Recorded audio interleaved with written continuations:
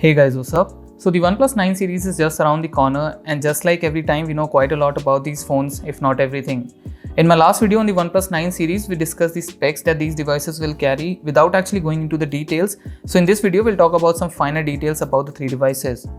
First up, let's talk about the OnePlus 9, which is the closest to the original OnePlus One.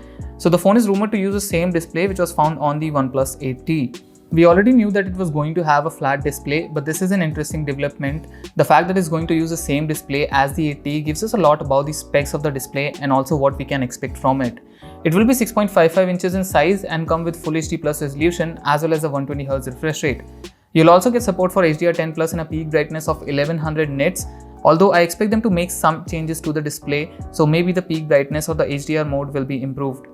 Last year's OnePlus 8T had a pretty good display on par with most flagship killers, if not better, but this year it has some tough competition in the form of the Mi 11, which has a curved display as well as a higher resolution. It also uses the latest E4 organic electroluminescence material, making for a more power efficient screen, so seems like the Mi 11's display will have advantages over the OnePlus 9. The display has a cutout on the top left for a 16 megapixel selfie camera, while the rear camera has a triple camera setup with a 48 megapixel Sony IMX689 primary along with a 48 megapixel ultra wide and an unknown third camera which can be a 5 megapixel macro. Now the phone will have a 4500 mAh battery and get support for 65 watts of fast charging as well as 30 watts of fast wireless charging. So this time around even the vanilla OnePlus 9 will have support for wireless charging, which is great.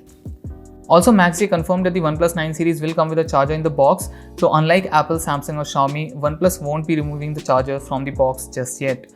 Like always, the phone will be powered by the latest and greatest from Qualcomm and the Snapdragon 888 with up to 12GB of RAM and 256GB of storage. Coming to the OnePlus 9 Pro, we have a very interesting development. So we were expecting that OnePlus will partner with Leica for the camera on the OnePlus 9 Pro.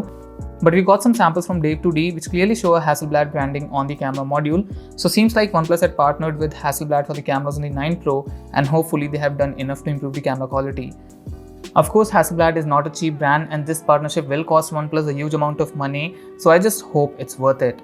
We have a quad camera setup on the back with two large sensors and two smaller ones on the bottom. There's no periscope zoom lens here like many other flagships launching this year, but we do have a 3.3x zoom camera, which is the telephoto, as well as a 0.6x wide angle camera.